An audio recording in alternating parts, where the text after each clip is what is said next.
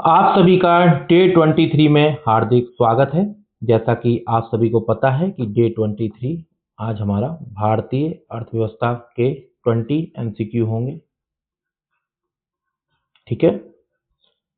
और ये जो बच्चे नए पहली बार इस क्लास को देख रहे हैं वो जान लें कि ये 2000 एमसीक्यू की टेस्ट सीरीज है, जिसमें आपका 2.5 साल का करंट अफेयर प्लस एनसीईआरटी का बेसिक फुल कवर किया जा रहा है। अगर आप इसे सही तरीके से करते हैं तो आप यूपीएससी प्री में 50 प्लस स्कोर, मतलब 50 प्लस क्वेश्चन आप सही कर देंगे, ठीक है। पर इसका रिवीजन आपको सही से करना होगा।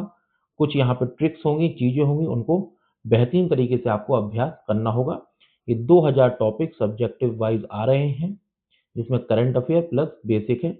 पेपर आपका तभी निकलेगा जब आप थोड़ा सा सी सेट को नज़रअंदाज ना करें। इसमें अभी से 5 घंटे देना शुरू कर दें, जिसमें आपको कॉम्प्रीहेंशन और रीजनिंग पे ज़्यादा फोकस करना चाहिए। मैथ के 5 टॉपिक अच्छे से तैयार होना चाहिए। वो 5 टॉपिक कौन से हैं मैं आपको बता दूंगा। एक दिन सी सेट के लिए मैं क्लास लाऊंगा। बिना देर किए, हमारे पास 20 मिनट होते हैं। अपने एमसीक्यू की करते हैं स्टार्टिंग। किसी भी एमसीक्यू को स्टार्ट करने से पहले 3 चीज़ें मैं अपनी हर क्लास में बताता हूँ, ये भी आप जान लें। पहले ये देखना है क्या गलत है क्या सही है, 100% गलत या सही का निर्णय। और तीसरा, शब्दों में हेरफेर, लगातार, कम, अधिक, पूर्णतः सही, पूरी तरह, सभी, केवल, इन 90% केस में सही होते हैं। 10% केस में ये 90% केस में तो गलत है, 10% में सही है। जहां ये 10% में सही है वो मेरे इन क्वेश्चन के माध्यम से आपको बता दिया जाएगा, आप याद कर लीजिए। देखिए, पहले हमें यहाँ देखना है, हमसे पूछा क्या है सॉवरेन ग्रीन बॉन्ड। ये मैंने आज के ही दिन 6 मार्च के करंट अफेयर में भी अभी था, ये करंट अफेयर में, और ये बहुत लंबे समय से चला आ रहा है। इस पे क्वेश्चन बनने के काफी चांसेस हैं। बताइए इसका आंसर। इनका उपयोग केवल उन सार्वजनिक क्षेत्र की परियोजनाओं में किया जा सकता है जो अर्थव्यवस्था की कार्बन तीव्रता को कम करने में मदद करती हैं। इन बॉन्ड से प्राप्त आय को भारत की संचित निधि में जमा किया जाता है। विदेशी पोर्टफोलियो निवेशक इन बॉन्ड्स में निवेश करने के पात्र नहीं है। बताइए। देखिए, ये चीज गलत है। ये दोनों कथन बिल्कुल सत्य हैं। ये जो केवल है ये 10% के केस वाला है, इसको याद रखिएगा। कि भारत की संचित निधि वाली चीज को भी आप याद रखिएगा, है ना। तो 1 और 2 सही हैं, तो हमारा ऑप्शन क्या होना चाहिए, बी। बी हमारा होना चाहिए। केवल 2 कथन सही हैं, 1 और 2।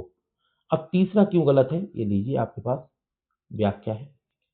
कथन 3 गलत है क्योंकि आरबीआई ने पोर्टफोलियो जो इन्वेस्टर को फुल्ली एक्सपेंसिबल रूट के तहत ग्रीन बॉन्ड्स में निवेश की अनुमति दी है, ठीक है। ऐसा नहीं है कि वह नहीं कर सकते। क्वेश्चन नंबर 2, टोकेनाइजेशन के संबंध में निम्नलिखित तथ्यों पर विचार करिए। आपके पास जो भी क्वेश्चन 2000 एमसीक्यू की सीरीज में टेस्ट सीरीज चल रहा है, वो प्रीवियस ईयर क्वेश्चन को बहुत तरीके से रीड किया गया है, उसके बाद ये क्वेश्चनों का निर्माण किया गया है। इसी तरीके से यूपीएससी पूछता है शब्दों से।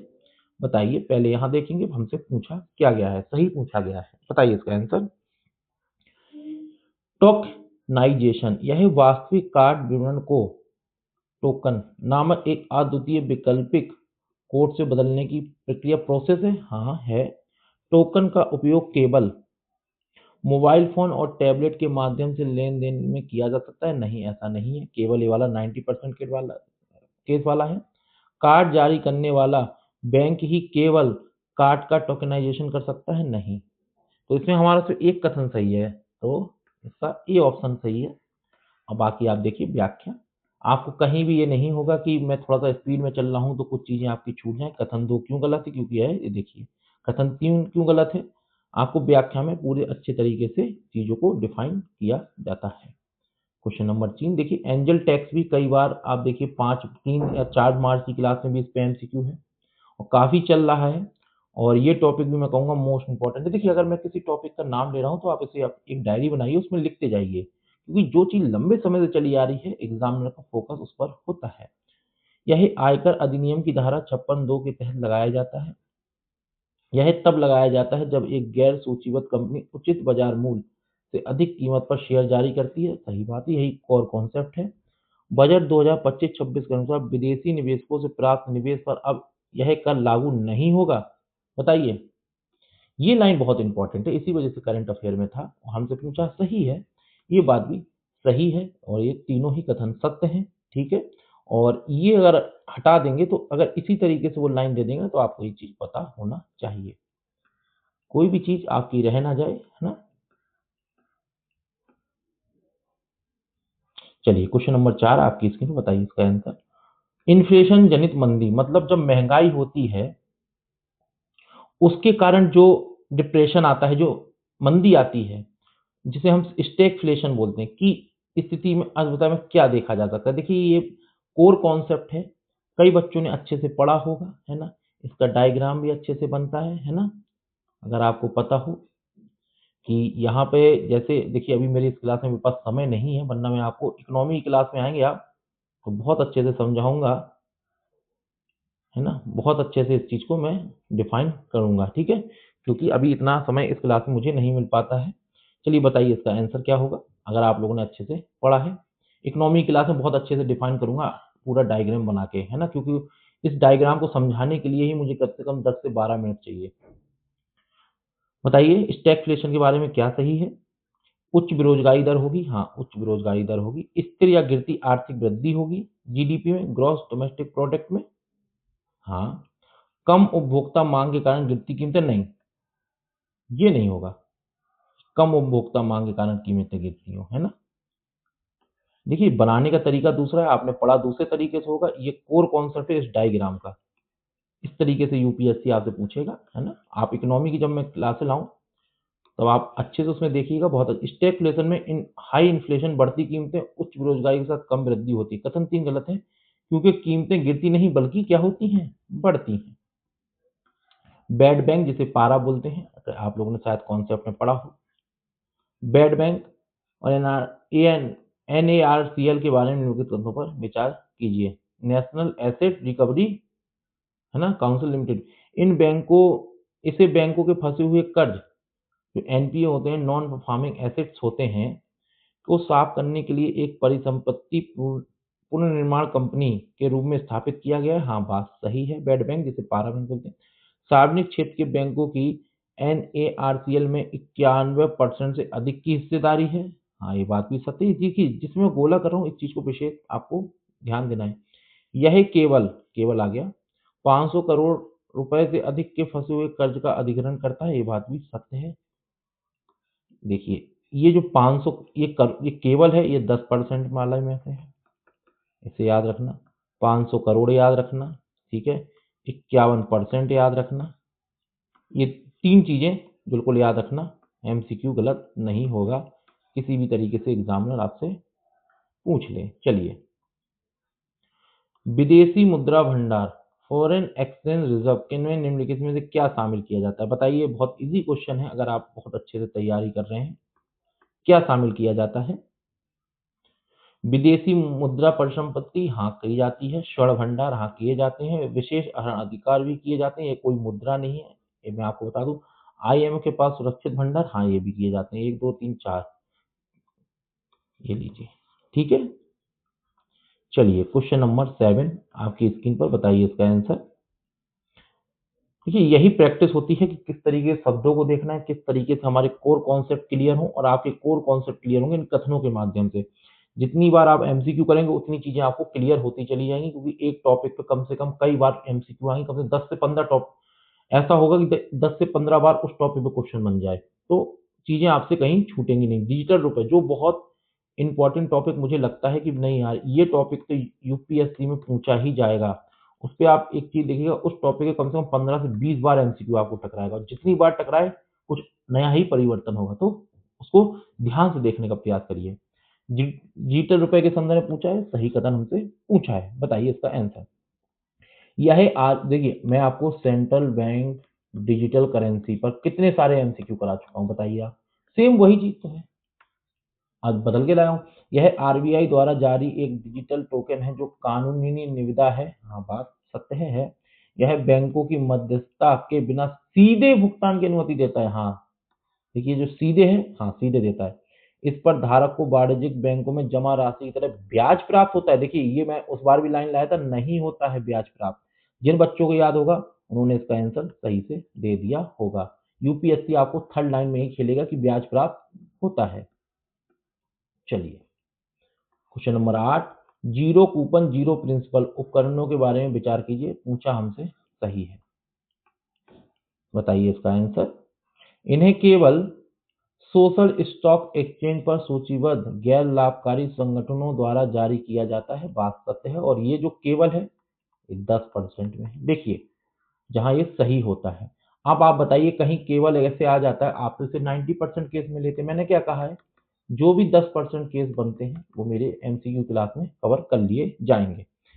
इन पर कोई ब्याज नहीं दिया जाता और ना ही मूलधन वापस किया जाता है। हाँ ये बात भी सत्य है, ना कोई ब्याज मिलता है ना मूलधन मिलता है। ठीक है, यह एक प्रकार का दान है जिसे शेयर बाजार के माध्यम से विनियमित किया जाता है। एक प्रकार का दान है, उसे विनियमित किया जाता है। हाँ,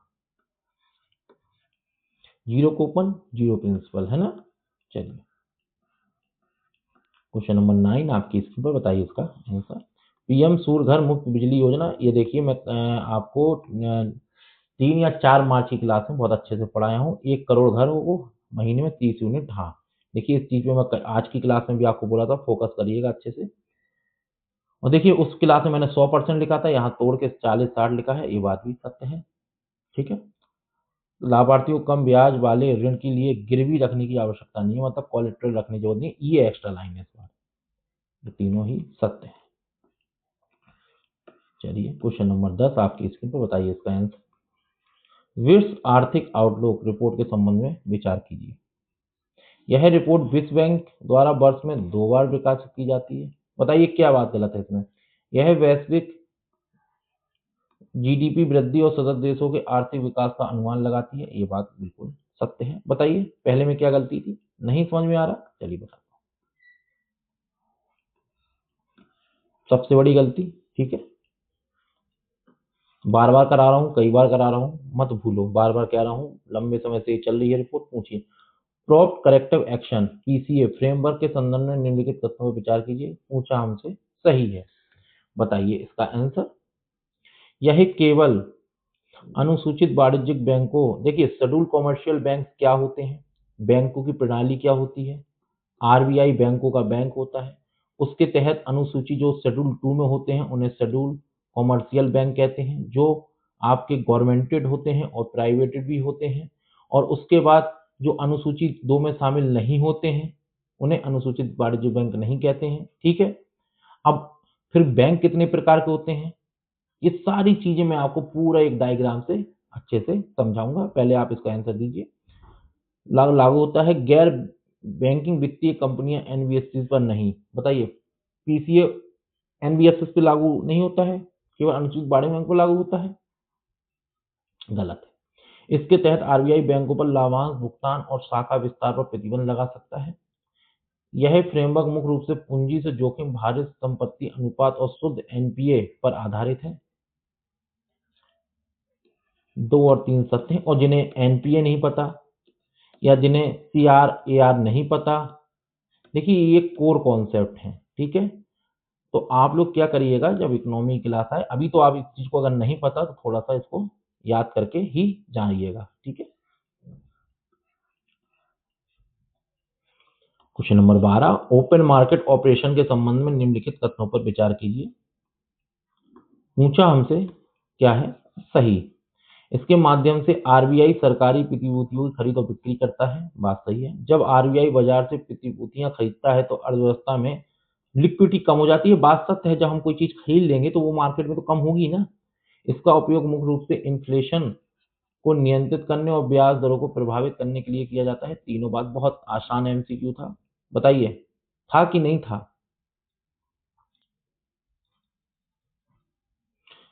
बताओ कॉन्सेप्ट पढ़ा है अगर एनसीईआरटी का। देखिए कहीं ना कहीं मैं आपको चेक तो करूंगा, आप ये ना सोचें कि अरे सर तो बहुत जल्दी जल्दी चीजें करके आगे बढ़ रहे हैं।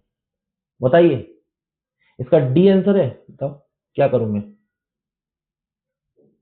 जो स्मार्ट बच्चा होगा उसने शायद 90% केसेस तो नहीं, 10% वाले ने पकड़ लिया होगा कि गलती यहाँ है। बताइए कहाँ है गलती। देखिए, ये देखो, आप एक चीज कोर कॉन्सेप्ट है, जैसे हम मार्केट से कोई चीज, मान के चलो कोई चीज खरीद रहे हैं तो पैसा वहां डाल रहे हैं ना। जब हम पैसा डाल रहे हैं तो तरलता बढ़ेगी कि कम होगी, ये बताओ पहले। इस चीज पर ध्यान क्यों नहीं दे रहा हो? अगर मैं ऐसे मारता जा रहा हूं तो आप भी समझते जा रहे हो, हाँ हाँ ठीक है ठीक है। इसलिए मैं कहता हूं क्लास रोकिए, खुद एमसीक्यू करिए, फिर देखिए मिस्टेक कहाँ है। ठीक है, तो 1 और 3 सही है। थोड़ा सा कभी कभी बीच बीच में मैं इस तरीके से भी चीजें करूंगा। मैं देखना चाहूंगा आपका फोकस कहाँ है।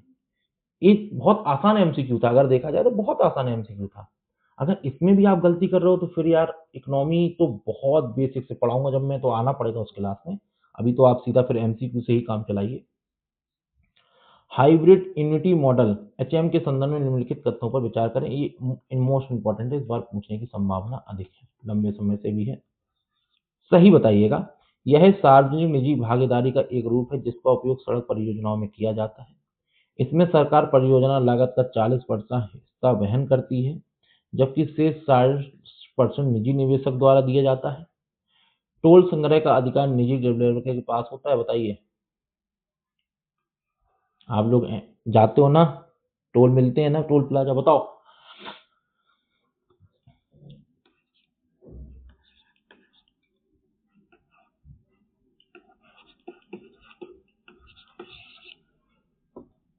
ये देखो,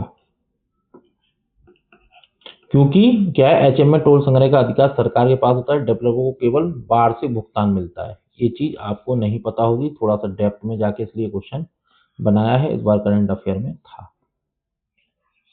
अप्रत्यक्ष कर और वस्तु एवं सेवा कर के बारे में देखिए, इनडायरेक्ट टैक्स, डायरेक्ट टैक्स और जीएसटी, बताओ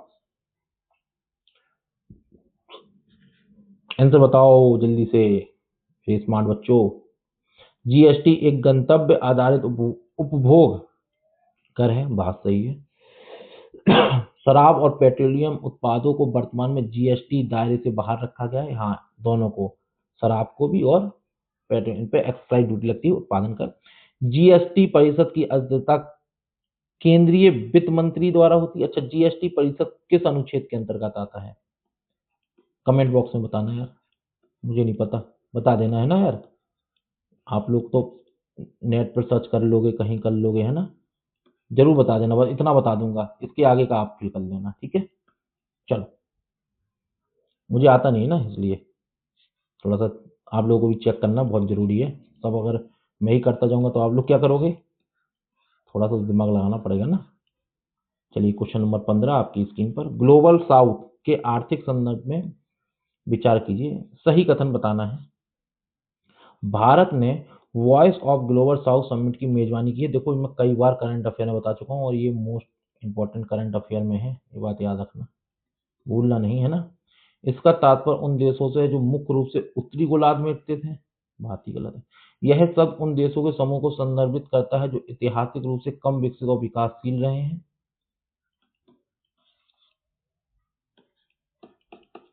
एक और 3 सही है।